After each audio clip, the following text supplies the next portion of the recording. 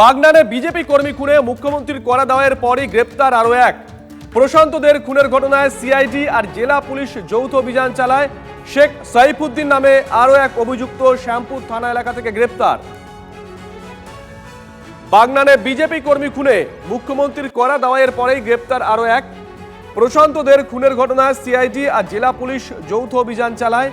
শেখ সাইফুদ্দিন নামে আরও এক অভিযুক্ত শ্যামপুর থানা এলাকা থেকে গ্রেপ্তার হয়।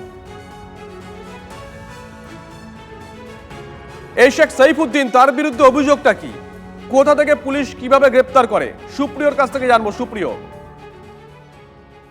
শুভজিৎ, দেখো, হাওড়ার বাগনানে নিহত বিজেপি কর্মী প্রশান্ত দে খুনের ঘটনাতে আরো একজন গ্রেপ্তার, এবং এবারের এই যে গ্রেপ্তার, তাকে কিন্তু গ্রেপ্তার করেছে একেবারে রাজ্য পুলিশের গোয়েন্দা অর্থাৎ সিআইডির তদন্তকারী আধিকারিকরা।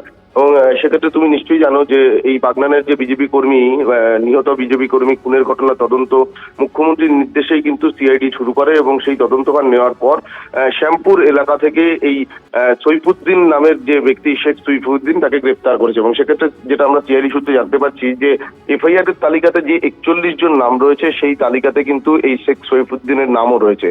ইতিপূর্বে এই ঘটনাতে 10 জনকে গ্রেপ্তার করেছিল পুলিশ, এবং তার পরবর্তীতে সিআইডি তদন্তভার নেওয়ার পর এই শেখ সৈফুদ্দিনকে গ্রেপ্তার করেছে। এবং শেখ সৈফুদ্দিন তার সরাসরি এই খুনের ঘটনাতে ইনভলভমেন্ট রয়েছে, এমনটাই আমরা সিআইডি সূত্রে জানতে পারছি। এবং সেক্ষেত্রে এই সৈফুদ্দিনকে আজকে আদালতে পেশ করার পর সিআইডি নিজেদের হেফাজতে নেবে, এবং গোটা ঘটনার নেপথ্যে ঠিক কি কি বিষয়ে কাজ করেছিল, কেন এই বিজেপি কর্মীর উপরে হামলা এবং তাকে খুনের ঘটনা ঘটলো, এই বিষয়ে বিস্তারিত তথ্য তদন্তকারীরা আরো আগামীতে সামনে আসবে বলে মনে করা হচ্ছে। এবং শুধু তাই না, আরো যাদের নাম এফআইআর এর তালিকাতে রয়েছে তাদের খোঁজ চলছে বলেও কিন্তু সিআইডি সূত্রে জানতে পারছি আমরা।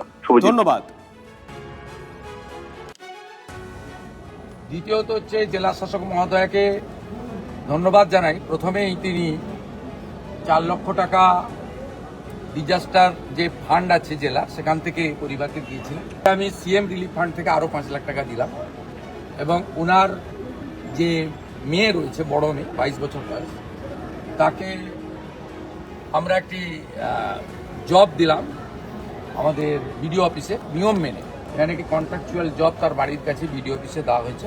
নিশ্চয়ই আগামী দিনে তার ভবিষ্যৎ আমরা দেখব, আমাদের ক্ষমতার মধ্যে দেখব।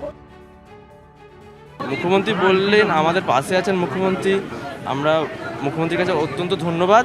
উনি বললেন অবশ্যই এই ব্যবস্থাটা দেখছেন, চেষ্টা করে বলেছেন ক্যাপিটাল পানিশমেন্ট দেওয়া অবশ্যই